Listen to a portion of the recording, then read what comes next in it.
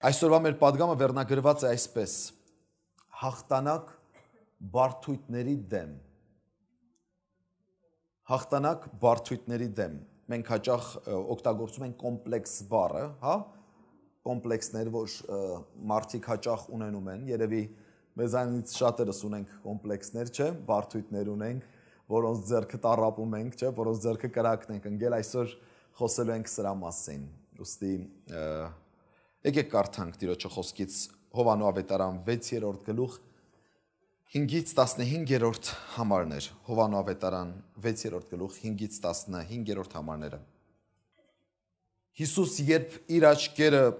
վեր բարձրացրեց ու տեսավ, որ շատ ժողովուրդ կգար իրեն, ըսավ Փիլիպոսին. «Ուրկե հաց ծախու առնենք, որպեսզի ատոնք ուտեն»։ Այս կսեր զանիկա փորձելու համար, քանզի ինք գիտեր, թե ինչ պիտի աներ։ Փիլիպոս պատասխան տվավ անոր. 200 դահեկանի հացը չի բավեր, որպեսզի ամեն մեկը քիչմա առնե։ Իր աշակերտներեն մեկը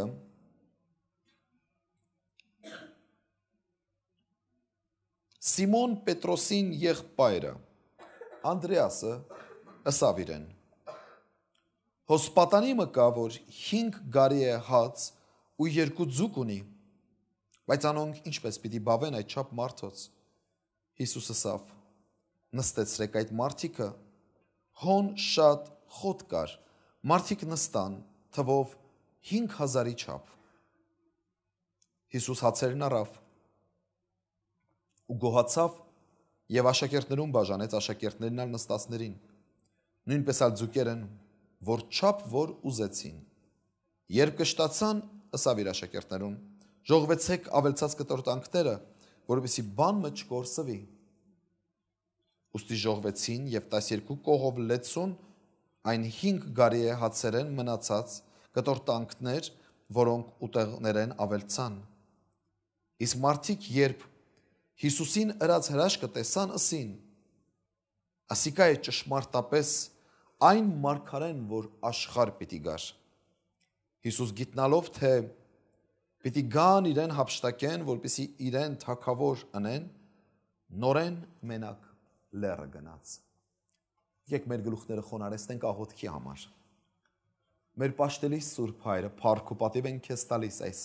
օրհնյալ ժամի համար, ով Տեր, որ քո տանդ մեջ ենք հիմա։ Բարեգութ Հայր, կխնդրեմ, որպեսզի քո սուրբ ներկայությամբ Տեր Աստված այցելես ամենքս։ Կխնդրեմ, որպեսզի դու քո կենարար եւ հավիտենական խոսքերով հպվես յուրաքանչյուրի սրտին, ով Տեր։ Խոսես ամեն մեկիս ըստ մեր կարիքի, ըստ մեր պետքի, ով Տեր։ Շնորհք անես, ով Տեր, որ կարողանանք ազատագրվել, ով Տեր, ամեն տեսակ բարդույթներից, որոնք որ խանգարում են մեզ քեզ համար ծառայելու, քեզ համար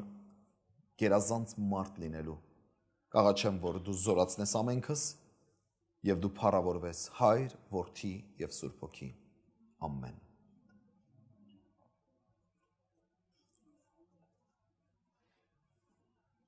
Սա մի հիանալի առիթ էր։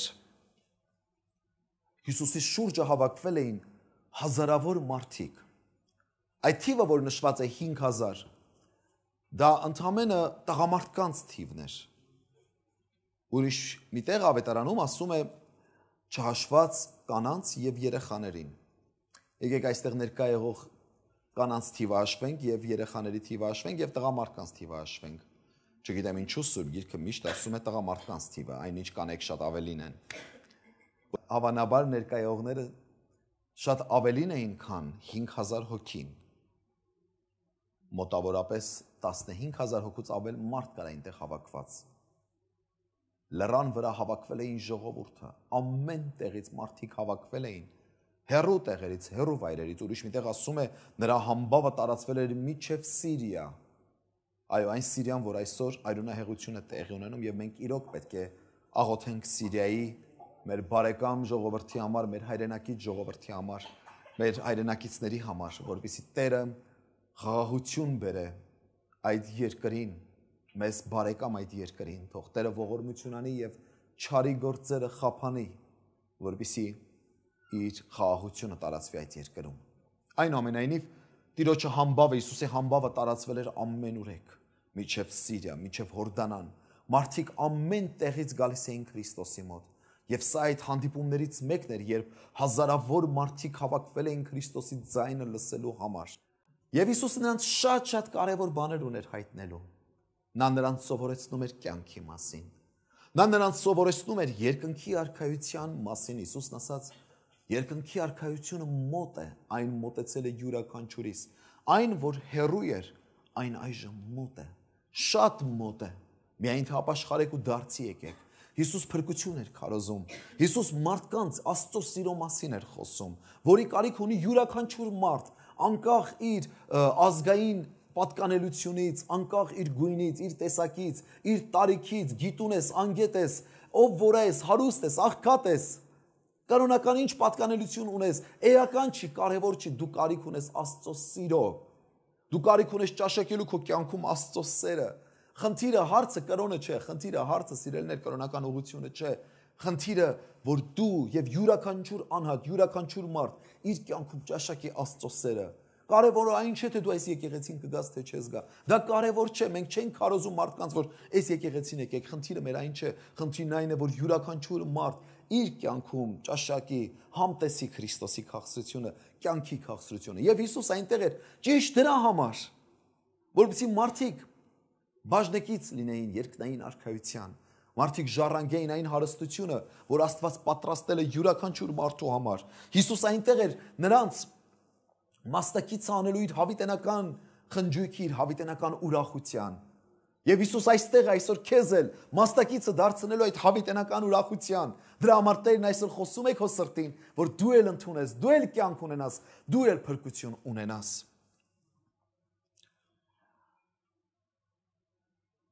Բայց արի ուտես, որ ժողովուրդը քաղցած էր։ Բնականաբար մարդիկ այնտեղ էին ժամերով, շատերն եկել էին հեռու ճանապարհներից եւ ժողովուրդը քաղցած էր, սոված էր ժողովուրդը։ Եվ այդ քաղցը պատճառ կարող էր լինել, որպեսզի մարդիկ ավելի կորցնեին իրենց ուշադրությունը։ Այս էր պատճառը, որ աշակերտները հավանաբար լսեցին բողոքները, հավանաբար լսեցին տրտունջ, մարդիկ սկսեցին խոսել, ախ սոված ենք, ինչ անենք, քաղցած ենք, ոնց անենք, այսպեսի բան չի լինի, հավանաբար երեխաներ կային, որոնք նույնպես քաղցած էին, անոթի էին, եւ այս անհանգստությունը տարածվում էր ժողովրդի մեջ։ Բնականաբար մարդիկ զրկվում էին լսելու ամենակարևորը։ Մարդիկ կզրկվեին լսելու կյանքի մասին։ Եվ հարցին պետք է հրատապ լուծում տրվեր։ Շտապ լուծում պետք է տրվեր հարցին։ Այլապես կկորցնեին այս պահը, կկորցնեին մոմենտումը, կկորցնեին։ Ինչ լուծում պիտի տրվեր, ինչ պիտի արվեր։ Ժողովուրդը սոված է, հազարավոր մարդիկ հավաքվել են լսելու Հիսուսին, բայց նրանք քաղցած են։ Ինչպես կարելի է լուծում տալ այս խնդրին։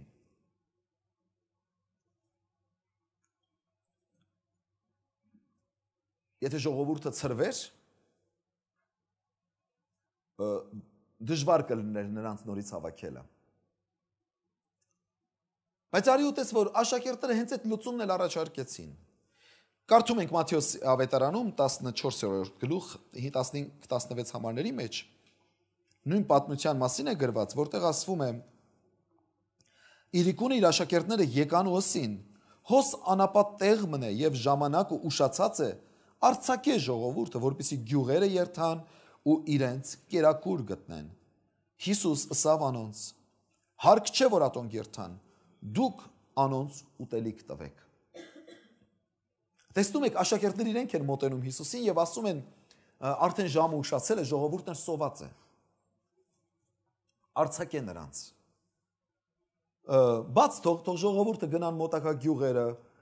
ուտելիք գտնեն, հաց ուտեն։ Աշակերտների գտած լուծումը խնդրի սա էր, որ ժողովուրդը արցակեն եւ գնան։ Բայց Հիսուս նրանց ասում է, հարկ չէ որ նրանք գնան։ Հարկ չէ որ նրանք գնան նշանակում է կարիքը չկա որ նրանք գնան, պետք չէ որ նրանք գնան։ Երբ որ Տերն ասում է պետք չէ, ինչ է նշանակում սա։ Ինչու համար է Հիսուսն ասում պետք չէ որ նրանք գնան։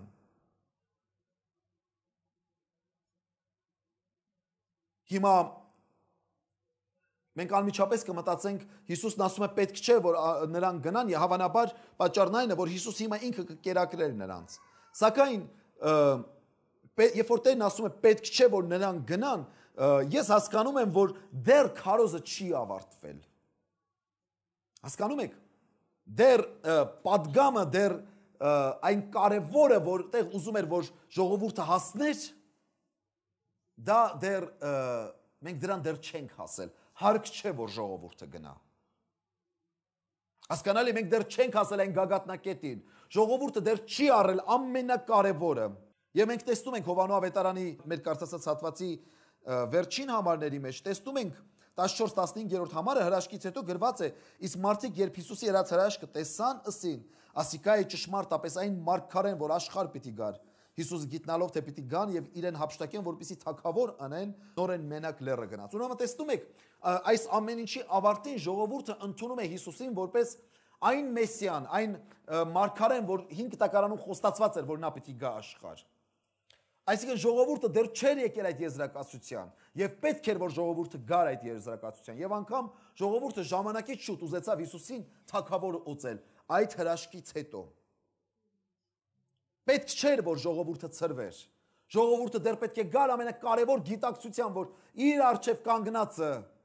մեսիան է այն մարգարեն է որ 5 տակարանում խոստացված էր ժողովրդին գալու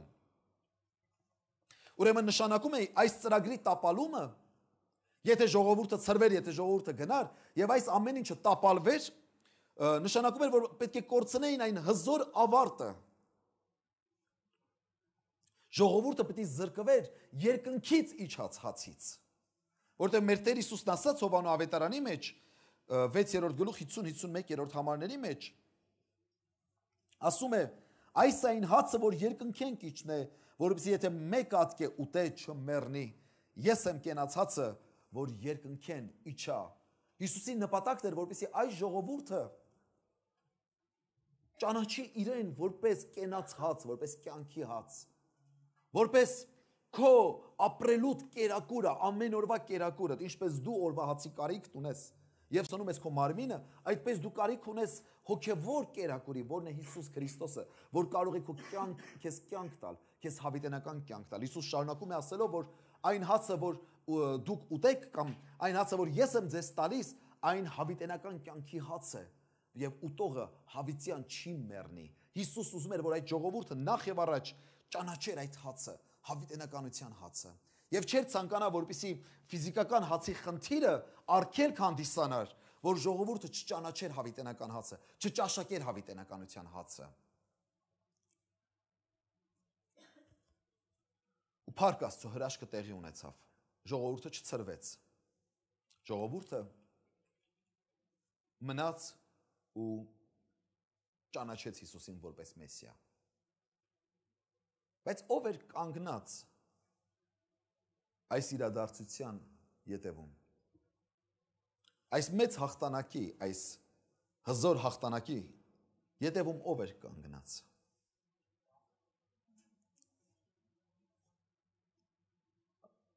Անդրեասը։ Անդրեասն էր։ Երբ աշակերտները եկան ասացին ժողովրդին արձակի թող գնան, Անդրեասը այդպես չէր մտածում։ Անդրեասը տարբերվում էր մյուսներից։ Նա գտնում է այն պատանուն, որ ուներ 5 հաց եւ 2 ձուկ։ Նա չի փախչում խնդրից։ Նա չի նայում խնդրի մեծությանը եւ վախենում ու փախչում։ Նա խնդրի լուծումն է փնտրում։ Նա ձեռքերը չի լվանում։ Նա չի սպասում, որպեսզի ուրիշները խնդրին լուծում տան։ Նա չի ասում, որ այստեղ կա Պետրոս, այստեղ կա Հովանես, այստեղ կա Հակոբոս, այսինքն աշակերտների մեջ ամենաակնառու դեմքերը, ամենահայտնի մարդիկ,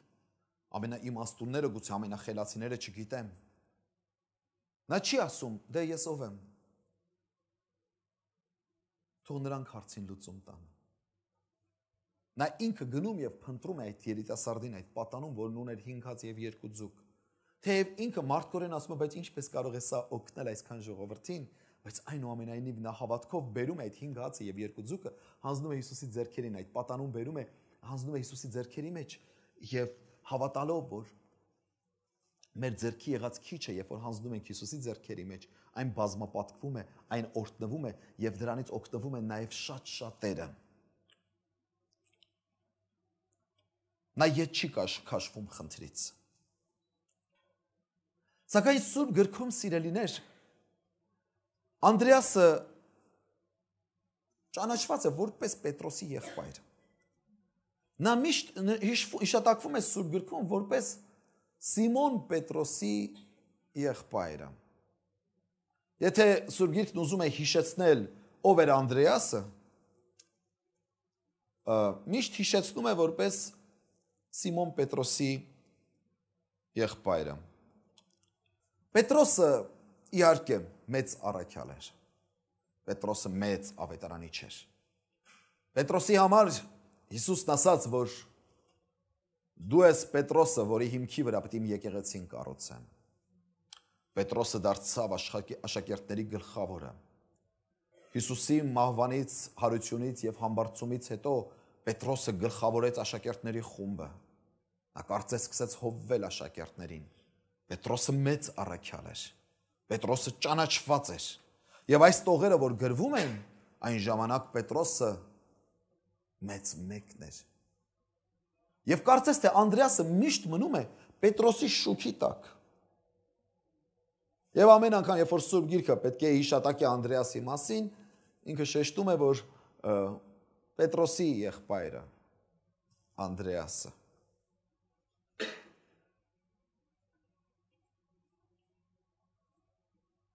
Երևի թե շատերը մոռացել են, թե հենց այդ Պետրոսին ինքն էր առաջնորդել Հիսուսին, Անդրեասը։ Պետրոսն ով էր։ Մի պարզ հասարակ ձկնորս, բռի ձկնորս, ոչ մեկին ոչ պիտանի։ Բայց Անդրեասն էր, որ առաջնորդեց Պետրոսին Հիսուսի մոտ։ Անդրեասի հավատարմության շնորհիվ էր, որ Պետրոսը Պետրոս դարձավ։ Եվ հիմա այս մեծ հրաշքը տեղի ունենում, այս մեծ հաղթանակ, այս մեծ հաջողությունը տեղի ունենում, հազարավոր մարդիկ Հիսուսին հռչակում են որպես Մեսիա, որպես Թագավոր, սակայն ակունքում կանգնած է Անդրեասը։ Նա շատ պատճառ ուներ տառապելու ոչ լիարժեքության բարդույթով։ Հասկանալի է։ Նա միշտ շուքի տակ է, նա միշտ չի երևում, նա կարծես թե ինքն իրեն լիքը պատճառ ունի, շատ պատճառ ունի, ինքն իրեն նկատելու, որ թույլ, տկար մեկ, ոչ լիարժեք։ Նա միշտ Պետրոսի շուքի տակ է։ Այսօրվա մեր պատգամի թեման։ Ոչ լիարժեքության բարդույթը չպետք է մեզ խանգարի լինելու գերազանց մարդիկ։ Ոչ լիարժեքության բարդույթը մեզ չպետք է խանգարի լինելու գերազանց մարդիկ։ Բավականաչափ պատճառ ուներ Անդրեասը բարդույթ ունենալու։ Տեսնելու սեփական անձը թույլ, տկար, ոչ լիարժեք։ Միշտ շուքի ետևում։ Սակայն իր բարդույթները պատճառ չեղան, որպեսզի նա գերազանց մարդ լինի, նա հզոր գործեր անի։ Մի բժիշկ հիվանդին ասում է, ունեմ քեզ համար լավ լուր եւ վատ լուր։ Սկսենք լավ լուրից։ Լավն այն է, որ այս ամեն բաներից հետո, այդ ամեն ինչի միջով, որ դու անցել ես կյանքի դժվարությունների, նեղությունների, այդ ամեն խնդիրների միջով, որ դու անցել ես, փառք Աստծո, ասում է, այս ամենից հետո դու չես տառապում ոչ լիարժեքության կոմպլեքսով։ Վատ լուրն էլ այն է, որ փաստված է, որ դու ոչ լիարժեք ես։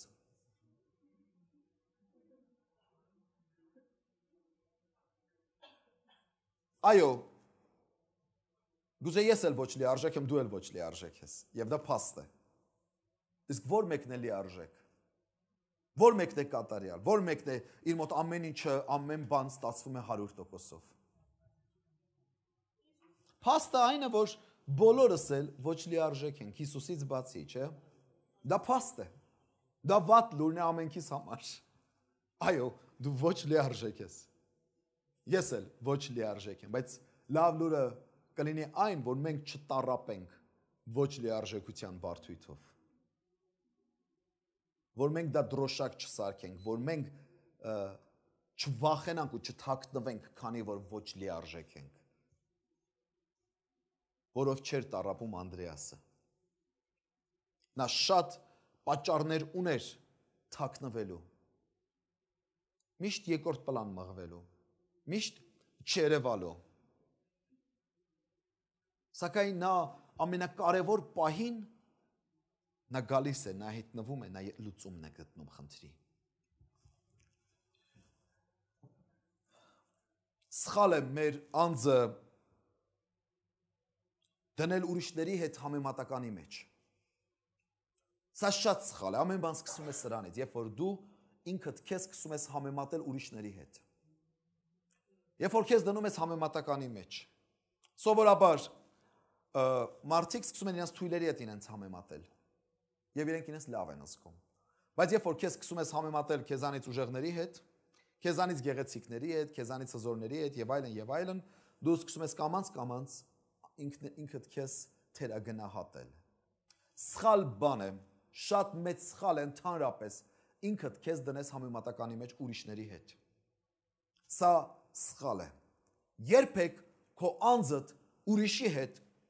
մի համեմատիր։ Բացարձակ, այլապես դու ինքդ քեզ վիրավորելու ես, ինքդ քեզ հիվանդացնելու ես ոչ լիարժեքության բարդույթով։ Ով է ասել, որ գեղեցկության չափանիշը 90-60-90-ն է։ Ով է ասել։ Ով է ասել, որ գեղեցիկ կոչվելու համար անպայման պետք է հասակը 1.75-ից բարձր լինի։ Ով է ասել։ Ով է ասել, որ լավ մարդ լինելու համար, հաջողակ մարդ լինելու համար, երջանիկ մարդ լինելու համար, հաղթող մարդ լինելու համար մարդ պետք է բոյով լինի։ Ով է ասել։ Ով է ասել, որ անպայման պետք է նիհար լինես, որպեսզի երջանիկ լինես։ Ով է ասել։ Ով է ասել, որ աչքերիդ գույնը անպայման պետք է կապույտ լինի։ Գնա լինզա արդիր, որ երջանիկ լինես։ Ով է ասել։ Ով է ասել քեզ, որ եթե դու մի քիչ լիքն ես, գեր ես, ուրեմն դու թույլ ես, դու տկար ես, ուրեմն դու պետք է մի անկյուն մղվես։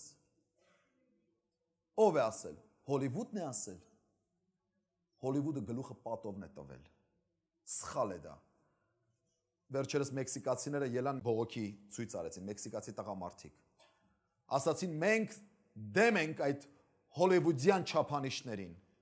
Ինչ սկսել են այդ ֆիլմերը ցույց տալ մեր երկրում, մեր կանայք սկսել են կոմպլեքսներով տառապել, քանի որ իրենք այդ չափանիշներին չեն համապատասխանում։ Մենք դեմ ենք եւ չենք ուզում այդ ֆիլմերը մեր երկրում ցույց տրվի։ Մեր կանայք գեղեցիկ են այնպիսին, ինչպիսին որ կան։ Ով է ասել, որ գեղեցկության չափանիշը դա է։ Ով է ասել, որ որպեսզի դու լինես երջանիկ, որպեսզի դու լինես բախտավոր մեկը, անպայման պետք է շատ գիտուն լինես, շատ համալսարաններ ավարտած լինես։ Ով է ասել։ Ես վերջերս կարդացի թերթում աշխարհի միլիարդատերերի ցանկի մեջ ինչքան միլիարդատեր կա, որ բարձրագույն կրթություն չունի։ Գիտեք դուք դա։ Ով է ասել, որպեսզի մեկը խելացի լինի, անպայման պետք է համալսարանի իրավաբանականը ընդունվի։ Եթե համալսարանի իրավաբանականը դու չընդունվեցիր, ուրեմն դու քիչ խելացի ես։ Կամ չգիտեմ, տնտեսագիտական ավարտած լինի։ Ով է ասել։ Ով է ասել, եթե ուզում է լավ կին ունենա, իր կինը պետք է անպայման ավարտած լինի բարձրագույն համալսարաններ։ Ով է ասել։ Մենք այս ամեն ինչը ներմուծել ենք մեր կյանք ու հետո դրա ձեռը սկսել ենք տառապել։ Ու սկսում ենք մենք մեզ չհարգել, մենք մեզ չսիրել, Սկսում ենք մենք մեզ ատել, սկսում ենք մենք մեր աչքին թույլ երևալ, տկար երևալ, խեղճ երևալ ու մի անկյուն ենք մտնում, վախից թաքնվում ենք, բոլորից ու չենք ուզում շփվել։ Երիտասարդներից մեկը ելավ ճամբարում շնորհակալություն հայտնեց, ասաց ես շնորհակալ եմ, որ ես ճիշտ ասած վախենում եի, որ դուք կարող եք ինձ ընդունեք ձեզանից որպես մեկը, ձեր նման մեկը, բայց ես շնորհակալ եմ, որ դուք ինձ ընդունեցիք որպես ձեզանից մեկը, ձեր նման մեկը, որովհետև խեղճը միշտ մտածել է, որ ինքը ուրիշների նման չի։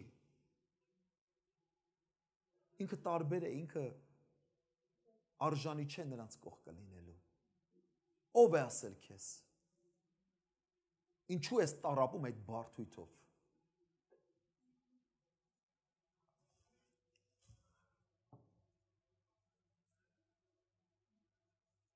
Դու Աստծուն դուր ես գալիս,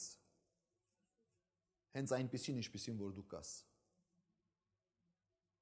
Ու Աստված կարևորում է քո դերն ու նշանակություն ես կյանքում, ճիշտ այնպիսին, ինչպիսին որ ես դու։ Մի համար կարդամ Սուրբ գրքից, առաջին Կորինթացիս, առաջին գլուխ 26-ից 29 համարը։ Արդարև դուք ձեր կոչումը կտեսնեք, եղբայրներ, որ ոչ թե մարմնի կողման է շատ իմաստուններ, եւ ոչ թե շատ զորավորներ, եւ ոչ թե շատ ազնվականներ կանչվեցան, բայց Աստված աշխարհիս հիմարները ընտրեց, որպեսզի ամոթով անի իմաստունները, ու աշխարհիս տկարներն ընտրեց, որպեսզի ամոթով անի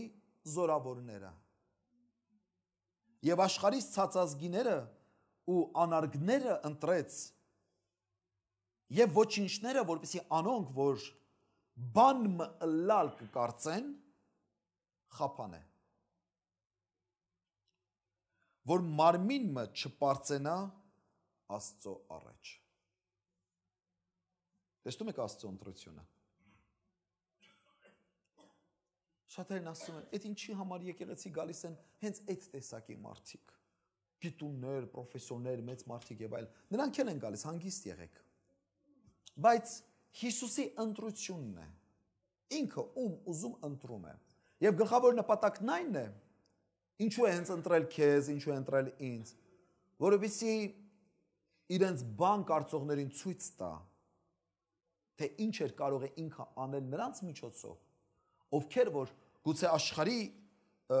տեսանկյունից թույլեր են, տկարներ են, խեղճեր են, հիմարներ են, ցածազգիներ են։ Հասկանում եք միտքը։ Աստծո ընտրությունն է, փառք Տիրոջ այդ ընտրության համար։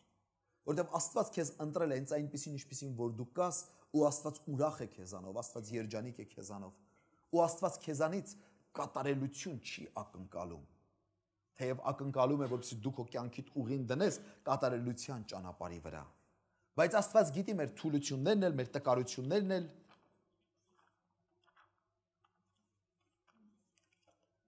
Տերը չի ցանկանում, որպեսզի մենք տառապենք ինքնաթերագնահատմամբ։ Դա սխալ է, դա մեղք է։ Մի թերագնահատիր քո անձդ։ Մի քարկոծիր անընդհատ քեզ։ Մի համեմատականի մեջ դիր քեզ ուրիշների հետ ու մի խեղճացիր, մի անկյուն մտիր։ Եթե առջևդ միշտ Պետրոսը կա, դա չի նշանակում, որ դու կարևոր գործեր չես կարող անել։ Եթե քեզ մարդիկ ճանաչում են որպես,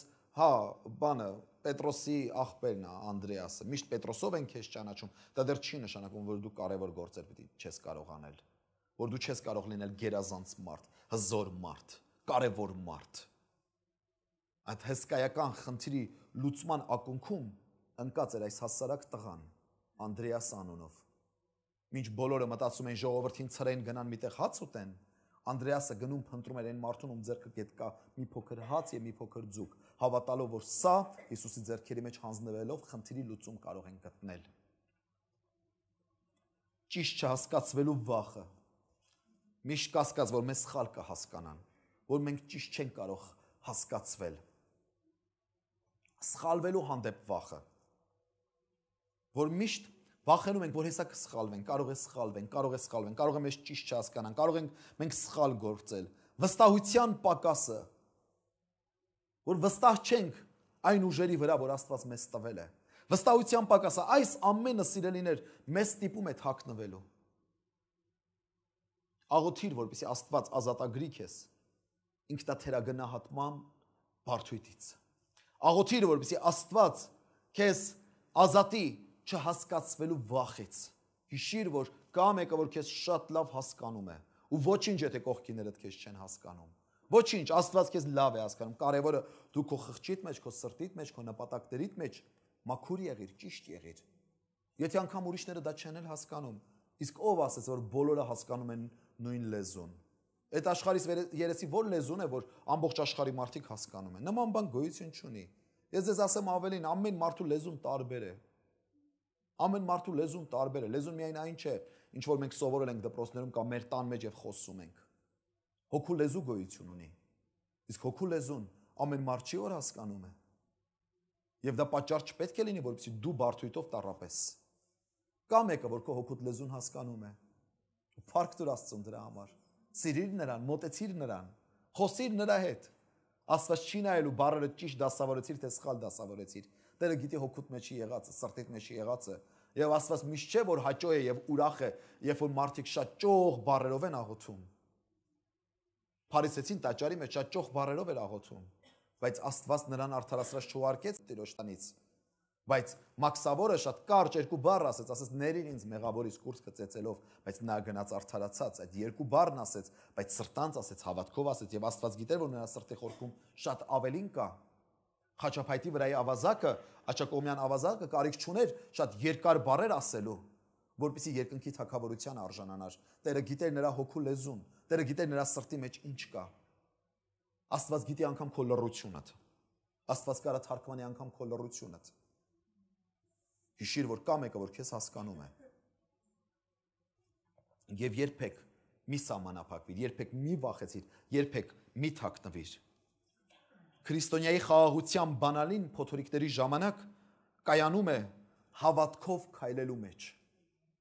եւ ոչ թե երևույթով։ Եթե ուզում ես խաղաղություն ունենաս, եթե ուզում ես հաղթանակ ունենաս ամեն իրավիճակում, եթե ուզում ես ձեռք ազատվես սեփական բարդույթներիցդ,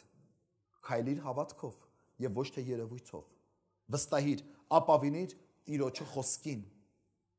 Սա է ասում 2 Կորինթացիս նամակի մեջ Պողոս առաքյալը 5-րդ գլուխ 7-րդ համարի մեջ։ Ասելով, վասնզի հավատքով կքայլենք, ոչ թե երևույթով։ Աշակերտները վախերի մեջ մտան, երբ որ տեսան, թե ինչպես փոթորիկ տեղի ունեցավ։ Հիշում եք, երբ որ նավով գնում էին դեպի Գալիլեա ծովի մյուս ափը, վախերի մեջ մտան ինչու համար, գիտեք, որովհետև մոռացել էին Հիսուսի խոսքը, որ նա ասաց ծովի այն ափը պետք է անցնենք։ Ասեց եւ գնաց քնեց։ Հիսուսի խոսքը բավարար էր, որպեսզի նրանք չվախենային։ Եթե անգամ ալիքները շատ բարձր են, եթե անգամ ալիքները նավի մեջ էին լցվում, կարևոր չէ, Հիսուսն ասել է ծովի այն կողմը անցնելու ենք։ Էական չի արդեն երևույթները ինչ են։ Կարևոր չէ, թե ինչ է կատարվում 4 կողմդ։ Իսկ քո ներքին խաղաղությունը դու կորցնում ես այն ժամանակ, երբ որ 4 կողմդ ես նայում, երբ որ աչու ձախ ես նայում։ Եթե ուզում ես խաղաղ լինել, հիշիր Տիրոջը խոստումները։ Իսկ Աստված հարյուրավոր խոստումներ ունի Աստվածաշնչում կյանքի տարբեր իրավիճակի համար։ Չկա գոյություն չունի տենց իրավիճակ, որի համար Աստված հաստատուն հիմք չի տալիս, որ մենք քայլենք։ Այսինքն գոյություն չունի մի փոթորկալից ծով, որի վրա Աստված չունի ժայռ, որի վրա որ դու կարող ես հանգիստ կանգնել։ Հասկանում եք միտքս։ Ամեն իրավիճակի մեջ, դա կլինի ընտանեկան կյանք, դա կլինի ամուսնական կյանք, դա կլինի երեխաների հետ փոխհարաբերություն, դա կլինի ընկերների հետ փոխհարաբերություն, դա կլինի եղբոր եւ քրոջ հետ փոխհարաբերություն, դա կլինի շրջապատի հետ փոխհարաբերություն, դա կլինի եկեղեցու մեջ փոխհարաբերություններ, դա կլինի գործնական բիզնես ոլորտում փոխհարաբերություններ։ Ամեն իրավիճակի մեջ Աստված խոստում ունի։ Իսկ Աստծո խոստումը պետք է ընդունես որպես մի ժայռ, որպես մի վեմ, որի վրա որ դու կարող ես կանգնել։ Իսկ եթե դու աչու ձախն ես, կխորտակվես։ Հիշում եք Պետրոսին։ Քայլում էր ջրերի վրա, քանի որ ապավինեց, վստահեց Հիսուսի խոսքին, որ ասեց եկ։ Եկ այդ մի բառը բավական է, որպեսզի Պետրոսը քայլեր ծովերի վրա, որովհետև ծովի տակը ժայռ կար, եւ այդ ժայռը Հիսուսի խոսքն էր։ Քանի ապավինում էր Հիսուսի խոսքերին, քայլում էր ծովի վրայով։ Երբ որ սկսեց աչ ու ձախ նայել, երբ որ սկսեց երևույթներին նայել, սկսեց խորտակվել։ Մեր բարդույթները ծնվում են այն ժամանակ, երբ որ աչ ու ձախ ենք նայում, երբ որ մենք մեզ դնում ենք համեմատականի մեջ, երբ որ նայում ենք 4 կողմը, աչ ենք նայում, ձախ ենք նայում։ Մի նայիր, Աստված ասում է, ես քեզ սիրում եմ, ես քեզ հավիտենական սիրով ընտրեցի։ Դու իմ համար թանկ ես, դու իմ համար գեղեցիկ ես։ Քո զարդարանքդ, քո նախշդ, քո գեղեցկությունդ ուրիշ բանի մեջ է կայանում։ Աշխատիր հոգիդ գեղեցկացնել այն գեղեցկությամբ, որը որ Աստված է փափագում։ Եվ այդպես կսիրես նաև ինքդ քեզ։ Չէ, ոչ թե եսասիրությամբ պետք է տառապել, այլ կսկսես սիրել այն մարդը, որին Աստված ստեղծել է, արարել է, ու քեզ ամեն օր չես քարկոծի։ Ու ինքդ կհավատաս, որ կարա Աստված գործած է այս տկար անոթը։ Այո, տկար, բայց Աստծո ձեռքի մեջ զորավոր գործիք, երբ որ մենք ապավինում ենք Տիրոջը ձեռքերին։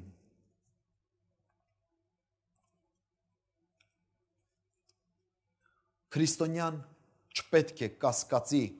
խավարի մեջ այն բաներում, որոնք սովորել է լույսի ժամանակ։ Միտքս հասկացաք։ Քրիստոնյան չպետք է կասկածի խավարի մեջ գտնված ժամանակ այն բաներում, որոնք որ սովորել է լույսի ժամանակ։ Հիմա լույս է, հիմա սովորում ենք, հիմա հանգիստ է ամեն ինչ։ Սովորում ենք լույսի ժամանակ բաներ կա, որ սովորում ենք։ Վաղը եթե խավարը գա, չպետք է կասկածես այս սովորածիդ մեջ։ Դրսի խավարը չպետք է պատճառ լինի, որ դու կասկածես այսօրվա քո սովորածիդ մեջ։ Սա է հավատքը, որ դուրսը խավարը թե լույսը կարևոր չէ։ Ես ինչ որ սովորել եմ, այն ինչ որ Տիրոջից սովորել եմ, նա ինձ համար բավականաչափ հիմք է կանգնելու եւ քայլելու։ Քո լույսը հոգուտ լույսն է։ Հոգուտ լույսը ոչ ոք չի կարող մարել։ Ապավինիր Տիրոջդ։ Երբեք մի կասկածիր։ Գերազանց մարդիկ, դրանք պարզապես մարդիկ են, որոնք որ սովորել են ամեն իրավիճակում վստահել Աստծուն։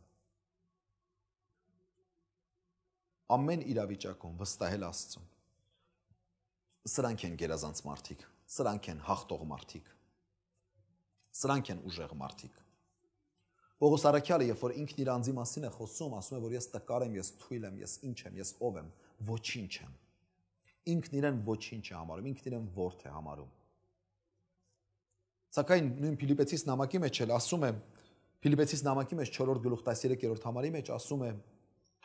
ամեն բան կարող եմ նրանով, որ ինձ զորացրեց։ Նույն այդ թույլ, տկար, խեղճ մեկն ասում է ամեն բան կարող եմ նրանով, որ ինձ զորացրեց։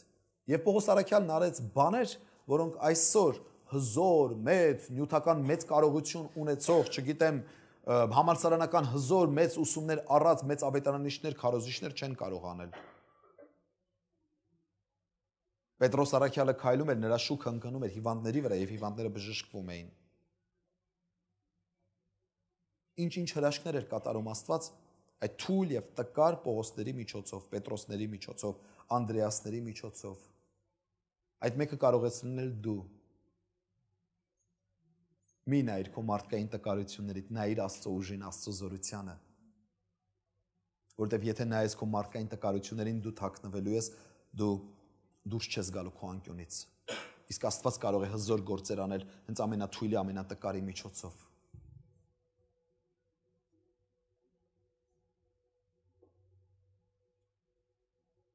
Եթե ինքդ քեզ նայես,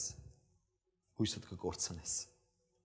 Բայց նայիր Աստծուն, սա է հաղթանակի բանալին։ Նայիր Հիսուսին, նայիր նրա ուժին, նրա զորությանը։ Աստված հրաշքներ կարող է գործել պարզ պատանու միջոցով, պարզ երիտասարդի միջոցով, մեկի միջոցով, որ գիտի պարզապես ուղղակիորեն վստահել Աստծուն։ Դու էլ վստահիր եւ քեզ մոտ ամեն ինչ կստացվի։ Թույլ տուր, որ նա գործի քո մեջ եւ ինքդ էլ կապշես, թե ինչերի ես ընդունակ դու։ Պարզապես թույլ տուր, որ նա գործի քո մեջ։ 100% եմ ասում ձեզ։ Սա ճշմարտություն է։ Պարզապես հիշիր մի բան, որ նա Հիսուսը կարող է։ Նա կարող է։ Քեզ մնում է միայն նրան վստահել։ նրան ապավինել իրեն փառք հավիտյանս հավիտենից։ Ամեն։ Իմ սիրելիներ, եկեք մեր գլուխները խոնարհեցնենք աղոթքի համար։ Եվ այս ամեն վկայությունները լսելուց հետո եւ այս падգամը լսելուց հետո կոչ եմ անում, որպեսզի եթե կա մեր մեջ մեկը, որ ինքն էլ կցանկաներ սիրտը, իր կյանքը, իր էությունը հանձնել Հիսուսի ձեռքերի մեջ, ով որ ես դու, Աստծուն հանձնվիր այսօր քո աղոթքով եւ Տերը պատրաստ է լսելու քեզ ու կյանքդ փոխելու, քեզ էլ զորացնելու։ Եթե իմ աղոթքը քո սրտից է բխում, դու էլ սրտանց ապաշխարիր, կյանքդ Հիսուսին նվիրելով։ Ասա Տեր Հիսուս, ես հավատում եմ քեզ եւ հանձնում եմ իմ կյանքս ձեռքերիդ մեջ ու խնդրում եմ ինձ զորացնես, ինձ հավիտենական կյանք պարգևես։ Շնորհիր, որ քո ետևից գամ իմ կյանքիս բոլոր օրերում, քեզ փառք հավիտյանս հավիտենից։ Ամեն։ Պաշտամունքի ու փառքի արժանի մեր Տերն ու մեր Աստվածը։ Շնորհակալ ենք ի սրտե Հայր, որ դու այս օրհնյալ ժամը պարգևեցիր մեզ քո տանդ մեջ։ Շնորհակալ ենք քո հավիտենական խոսքերի համար, ով Տեր։ Փառք ու պատիվ ենք քեզ տալիս, Տեր, որ դու մեզ սիրում ես այնպիսին, ինչպիսին որ կանք։ Ու դու պատրաստ ես մեծ գործեր անելու, Տեր Աստված, եթե մենք միայն ապավինենք քեզ, վստահենք քեզ։ Երկնավոր Սուրբ Հայր, օգտիր եւ ազատագրիր մեզ, որպեսզի մեր բարդույթներից դուրս գանք ու վստահ լինենք ու հավատանք, որ մենք քո ձեռքերի մեջ կարող ենք դառնալ գործիք մեծ գործեր անելու համար։ Բարձրացրու ամեն մեկից թույլերին եւ տկարներին, Տեր, զորացրու։ Օգտիր, որ մենք էլ Անդրեասի օրինակին ետևենք, ով Տեր։ Մի անկյուն չքաշվենք, ով Տեր, երբ որ խնդիր կա, ապա գնանք փնտրենք այն երիտասարդին, որն ունի այդ 5 հացը եւ 2 ձուկը, եւ բերենք նրան քեզ մոտ, հավատալով, որ քեզանով զորավոր ենք, Հիսուսով կարող ենք ամեն բան, օրհնյալ ես դու, Տեր։ Խնդրեմ քո իմ աստվածային խաղաղությունը տաս քո ժողովրդին, հատկապես աղոթում եմ, Տեր, բոլոր այն երիտասարդների եւ պատանիների համար, ովքեր որ քեզ ճանաչեցին ճամբարային օրերում, Տեր, օրհնիր նրանց հաստատուն արա իրենց հավատքի մեջ, սատանայի բոլոր կրակոտ նետերը մարիր, ով Տեր, որպեսզի չլինի թե նրանցից որևէ մեկը կորսվի։ Օրհնիր ու պահիր պաշտպանիր քո սուրբ ձեռքերի մեջ, նրանց միջոցով նաև լույս տար իրենց ընտանիքների մեջ, Տեր, քո սուրբ խաղաղությունը թող թագավորի իրենց հոգիներում, ով Տեր։ Մեր երկիրն էլ օրհնիր, մեր հայրենիքով, Տեր։ Պահիր ու պաշտպանիր, Տեր, մեր ժողովուրդով, Տեր, նեղությունների ու դժվարությունների մեջ։ Նմանապես աղոթում եմ, ով Տեր, Սիրիայի համար, ով Տեր, քո խաղաղությունդ բեր այդ երկրին, թշնամու կրակոտ նետերը մարիր, քո փառքիդ համար, ով Հայր։ Եվ հիմա մեզ առաջնորդիր, ով Տեր, ամեն բանում քեզ սիրելու, քեզ նվիրվելու, քեզ համար հիանալի գործիք լինելով, Տեր, որ դու մեր կյանքերով փառավորվես հիմա եւ միշտ եւ հավիտյանս հավիտենից։ Եվ այժմ մեր Տեր Հիսուս Քրիստոսի շնորհքը, Հոր Աստծո սերը եւ Սուրբ Հոգու աղոթությունը ձեզ հետ լինի։ Ամեն։